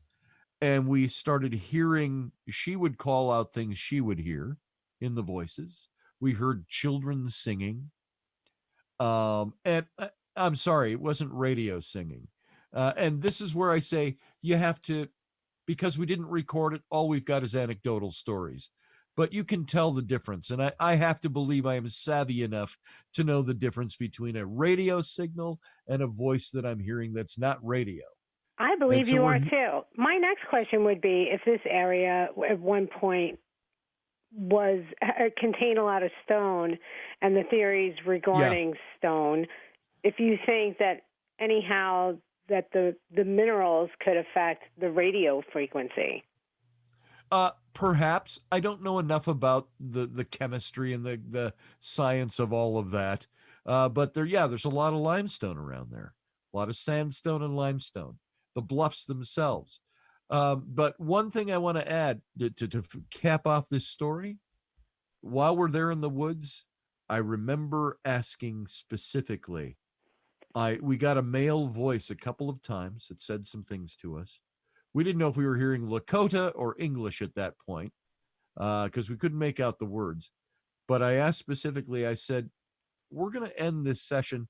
I said, if there is anything, if we've connected with you and you were here at the concentration camp, perhaps died here on this site, is there any message you would want us to take away from here? And the male voice immediately came out and said, remember us. Boom. Just like that, as clear as a bell. And then Sarah said, she looked and there was, I don't know how much you buy this or the connectivities with this, but we kind of looked at each other and said, that was pretty damn clear. And we all heard the same thing. And then about 20 feet from us, heard a little rustling, and there's a deer standing right next to us and just walking around us. And I don't know if there was anything spiritual to that or not, but I got to tell you, the message we got that day that was crystal clear, remember us. And it was the clearest thing we heard all afternoon. And somebody could say, well, maybe that was on a radio station. Well, yeah, maybe it was. But when I ask, what would you like us to tell other people? Boom, remember us. Oh, coincidental, a radio station was saying that just now. I don't think so. So there is some veracity to the spirit box, and I've caught a lot of interesting things off of the spirit box. So, and really, that's all that matters, isn't it? How much faith that you actually put into it. It is. I wish we'd recorded that. I wish we'd have had that for posterity, but we didn't. So. Well, Scotty, it's been very interesting speaking with you. What a very intriguing conversation. Well, don't try to win points, Toey. Don't try to win points. Nice I try. wanted to come back and do the show, like, for real. And can we, get some more Egypt subject in there, too? Because I'm really fascinated What do you mean you want? when What do you, Scotty whoa, whoa. talks about Egypt. What do you mean you want to come back and do the show for real? What does that mean? No, I mean, like, on the regular program, do a topic on You mean Egypt. on Beyond Reality? Is that what you're talking about? Yes. Oh, gotcha. Because you don't like the booze part of this, or what? What's No, the problem I do. with this? I Okay. actually do. I like the freeness of Yeah. it, but I like when we get on the, the real subject matter. Yeah. Well, we haven't. I mean, Real I stuff, feel like we Jim. haven't done nearly enough of the booze in the brews part of this tonight, You Scotty. started this, But Jim. we haven't. I'm still only on Okay, my but second before one. I know that's the problem. Before I let you go, Toei, I've got to ask you a trivia question, and let's see if Scotty Oh, can God. get okay, this. go ahead. My All right, brain ready? is fried this week, but go ahead. All right, this is picking up where we left off last night with Orion. Which American First Lady wrote a syndicated newspaper column titled My Day, in which she shared her thoughts on social and political issues? Oh, my God. I have no idea. I literally have I can no only clue. think of a first lady that was social and political. Go that direction, Toy. Yeah, Weren't they all? let's say. Well, no, they weren't. They aren't all. If I mean, that's I kind of don't a know. modern Makes invention. sense. It's kind of a modern invention. I think that I first would ladies say of. probably Michelle. You're saying Michelle Obama? Yeah, that would be my guess. What does our chat room say? Anybody have a guess? I'll ask the question again. Which American First Lady wrote a syndicated newspaper column titled My Day? Newspaper, sorry. My Day, in which she shared her thoughts on social and political issues. Oh, Reagan? Dolly Madison, are you thinking of like cupcakes, Wrenchy? Is that what made you think of that? Wasn't that a Somebody's brand of? looking it up, I'm sure. Wasn't yeah? I think Don't I cheat. know what it, Don't I think I know cheat. Can who I it was. cheat and phone a friend? Don't cheat. Who do you think it was, Scotty? I think Doug Edwards hit on it in the chat room. And that's Scooter. We call him Scooter, and yes, he's right. Scooter. Yeah, Scooter is that was- right. yeah. Eleanor Roosevelt. Yeah, I have to say these are Eleanor questions Roosevelt. for the other half of me. And- He's into all the history and stuff. Yeah, Melissa got it right as well. Eleanor Roosevelt wrote the column 6 days a week from 1935 to 1962. And if you remember correctly, her husband, Theodore Roosevelt, not Theodore Roosevelt, Franklin Delano Roosevelt. FDR. Yeah, FDR took office in 32, right? And you know what? I should know that yes. because Long 32. Island, New York. Or he won Shame on election in me. 32. That's it. I will go hang my head. So, Toei, very disappointed in the way this You call should ended. be. In the way this call ended. Should I? I would penalize in taking off a layer of clothing for myself, but it doesn't have the same effect. Intriguing. Well, anyway, regardless, it was great to have you call in. Thanks drink to for the that. great question You and the great too. conversation. Appreciate All it, right, Toei. guys. Okay. Have a beer. Oh, trying. Good night, Toy. Thanks. All righty. And it's that easy. But we've gone an hour and 40 minutes already, Scotty. Holy crap. Time just flies by when you're Sure having does. fun here. I've run out of specific things to talk about. Was there anything on your mind? No, I just, this is what we do. Even Rocky and I, when we do our political talk radio show, we gather together 3 minutes ahead of time, figure out And what you just politics go. of the day we want to hit, and we go. I think we've exhausted a couple of topics. I think I've let my feelings about Steve Huff be known. I think we could probably take a couple more callers if people want to call in. We got a few minutes. Yeah. We got to do it. We could do that. Anybody want to call in? Do that. I'm trying to think if there's anything else in the news that we should chat about. What are your thoughts? I got a million topics I could talk about. By the way, you know me. I do know Jimmy. that. You put That's- a nickel in me, and I'll talk for 4 hours. That's why you're So- my favorite go-to guy when I need somebody to jump in Yeah. quickly. Absolutely, because you You know, always the got last something time on. I was on this show, Jimmy called me and he says, "Hey, can you do radio tonight?" I said, "Sure." When? He says, "Like about a minute from now." I said, "Sure." Yeah, I'm trying to. So Who's we the talked. guest? I can't remember who the guest was that was a no-show that It's night. somebody that couldn't make it, and Yeah. I talked about a weird topic. Did you get any feedback on that? I'm very I did curious. get some. There was a lot talked about religion. There was a lot of biblical stuff. Yeah, I did get some feedback on that. A lot of interest in it, I guess I should say. Yeah, I did. It was nice. It worked out real well. Cool. Oh, let's see what else. I look too red. It's not my drinking. I'm gonna adjust my lights here. Hold on. You look a little. You got a little blue on the wall. Is that a like it's a the mood blue, lighting? there's a blue gel light over here that you see if I turn that off, it gets flat and bland. Oh yeah, it's definitely adds a nice hue. So it's theatrics. Nice, very nice. Thank you. I like that. Love the talk. Love the Iowa Joe in our chat room says loved the topic last time Scotty was on. So there's some feedback for you. Oh, thank you. Good. Glad. Yeah. You missed me now. Yeah. See, Toe, you could have just stayed on the phone and just kept talking. That would have made it much easier for us. Yeah. She got off the phone and we're suddenly have nothing else to talk about. Yeah. Well, it's well, we could probably talk about a lot. Oh, we could. I just don't want to open up a can of worms. Right. I don't want to open up a conversation that's going to get us into something deep and complex. And we've already been on the air for an hour and 45 minutes. That's crazy when you think about it. It really is. So this Twitch thing, we've had a couple people in and out of the Twitch. People are saying who went to the Twitch stream say that the video is much better in Twitch. Oh, really? It's clearer. That's interesting. That's good to know. It is good to know.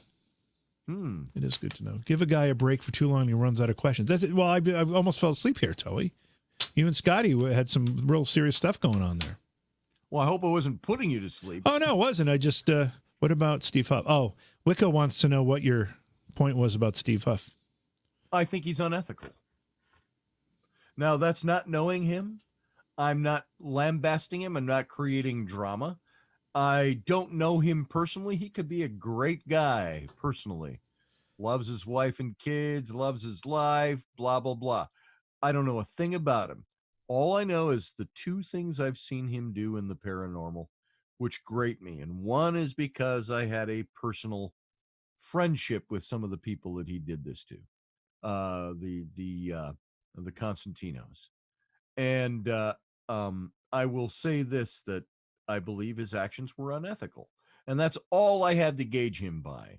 So you have to ask yourself, why would somebody do what he did? And I would say it's certainly not to help the community. It's certainly not to bring happiness to people. It's not to celebrate in the life of somebody. It was all about Steve Huff celebrating Steve Huff's abilities to talk with these people within hours of their untimely deaths. And to me, that lacks an ethic. Well, I remember when I had him on the program on Beyond Reality, we got a lot of hate calls. When he was on. He stirs that much emotion in people, which, listen, again, I go to the point where, somebody does what they do, you either like it, you don't. There's no need to be nasty about it. But there was some nastiness involved. So I don't know if he's just crossed that many people or people just get that emotional about what he does. I'm not sure which it is. I think that's it. And I think that there's something about there. If you have a reputation out there where that's what people know you for, you're an ass. Yeah, I guess. So, okay. I got to get me one of those fancy blue lights, Scotty. Yeah, man. It's almost hippie-ish. I need one of those fancy blue lights. I think I'm going to rate tonight's program a 3 out of 10 because I only had 3 drinks. So that's all. Well, I only had one and a third. Wow. So I haven't. Stark contrast to the first time we did this. Holy cow. What's the new call-in number? Iowa Joe wants to call in. All right, well, we can do this. We can take one more call before we end the night. We can do this. The first call really kicked things off on a great note. Joe. That first call really kicked things off on a great note. Yeah. Yeah. That's the problem. Thanks, Wicca 34. You rock. But all I know is what you just said there. So that's all I know about you. So far, I like you. Oh, isn't this exciting radio when you sit and watch the phone light? I love it. Yeah, this is what we call scintillating live radio. Hey, Susie Q. How you doing? Captain, what's the Captain about? That's from my radio show. Everybody calls me Captain. They do? Why is this the first I'm hearing of this? You've never heard this? No. It's gone on for years, and I don't know if it's my affinity and love for the original Star Trek where that came from. Okay. Kirk was my hero. I don't know if that's where that came from, or I'm a captain of the ship. I don't know if it's a sinking ship or a sailing ship or a starship, but it's one of those. So that kind of caught on, and people have been calling me that. All right, you're on the air. Hello. Hello? Hello. Hey, JV. Hey, Scotty. This is Joe. Hey, Joe. Hey, Joe. How's it going? I'm a little under the weather tonight, but I'm doing all right. Sorry to Me hear too, that. Sorry to hear that, brother. Cheers. Yeah, sorry to hear that. Cold? What else? You got coronavirus? Just What's going on? cold. This nasty crap going around. None of that coronavirus or anything. Good. Haven't been to Yeah. China recently, I hope? No, I can't say I have, and I can't say anybody's visited me from China. All right, good news. And none of those strange packages either. Good news. Glad to hear that. So what do you think about all this stuff that we're talking about tonight? Well, I only caught the last part of it about the spirit boxes, and the only thing I got to say about it is it's like anything else in the paranormal field. It's got your people who are trying to use it for the right purposes, and you've got the people that are trying to use it for the wrong purposes. Mm-hmm. Boom. Yeah, good point. And it seems like more of the people that are using it for the wrong purposes are getting the notoriety than the people that are trying to do it for the right purposes. Well, I'll tell you this. Look how much time we spent talking about Huff Paranormal tonight versus how much time we've talked about anybody else who uses the spirit box in the proper way. So as far as attention, yeah, I guess the people that abuse it are the ones that get the focus, and we talk about them a lot. And you know, I guess that's the only, because this is a society where it's nothing but drama. I mean, look at all the reality TV you see on the channels anymore, whereas, you know, they don't want to sit down and think of a good concept for a show. They just, well, we're going to throw a reality show out there and people will eat it up. Yeah. And that's the same kind of thing that's going on with everything else. I mean, it popped up in my YouTube feed at one point. Some guy was using a spirit box and he supposedly pulled up Billy the Kid and Jose E. Chavez, and, you know, I could understand if it was a relative or something like that, but to randomly just all of a sudden pull out these celebrities, it's amazing that they can do this, but they can't pull out regular people. You know, I have an interesting opinion about this, because I've thought, is it easy to get celebrities, quote unquote, to talk to you through a spirit box or to give an EVP or to their presence is there?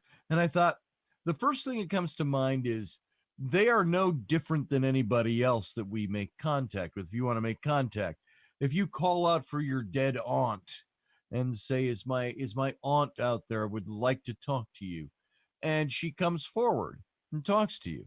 I would love to do a spirit box and call out to, I had my great-grandfather was murdered back in 1926, I think it was. Because over politics, and I would love to talk to him, but I've never done that yet. So if I could call him by name, would he show up? So therefore, if I wanted to say talk to Humphrey Bogart, could I call for Humphrey Bogart, and would Humphrey Bogart come and talk to me? It all depends, I think, on something that I've said in other contexts. Is we have to remember that whatever's out there that we're talking to, if it's a ghost or a spirit of somebody, that perhaps they have free will too, and they can tell us to piss off, or they can tell us, yeah, I'm going to answer your question. Yeah, I'm right here. Well, I would hope that if I've got spirits following me, they would be more family members than some random movie star that died in the 40s. Well, here's the question. Can you call out to a spirit by name? And if they recognize, if they want to, they don't even know who the hell you are. Could they still come and talk to you and communicate with you? That's the big question. There's so many unknowns there. Now, maybe there are spirits that follow me around. You know, my aunt, my grandfather. Can you say aunt like the rest of us, please? What's that? Can you say aunt like the rest of us? Snooty with the aunt. Aunt? My aunt? Sorry. My aunt. There you go. Oh, I taught my kids when they were little, I said, it is not aunt.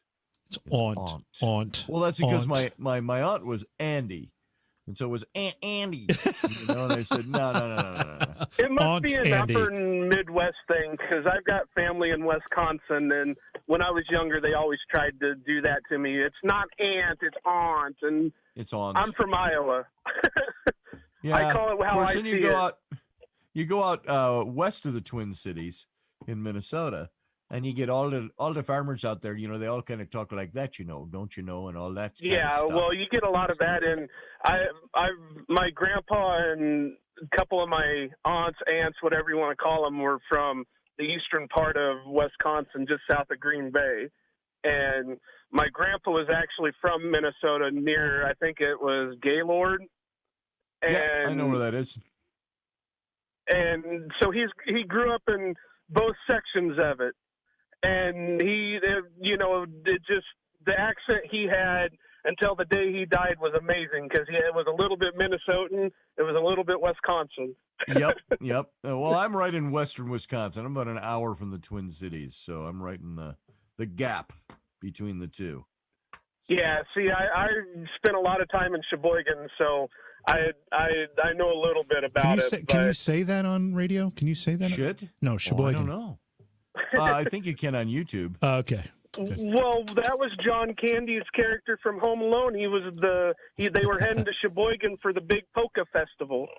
All right. Oh, that's right. That's right.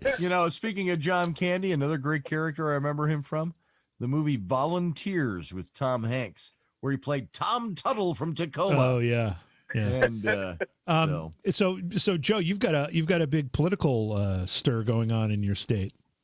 Yeah, caucus is coming up this week. I unfortunately can't make it to one of them, but oh, never mind. What'd you say, Scotty?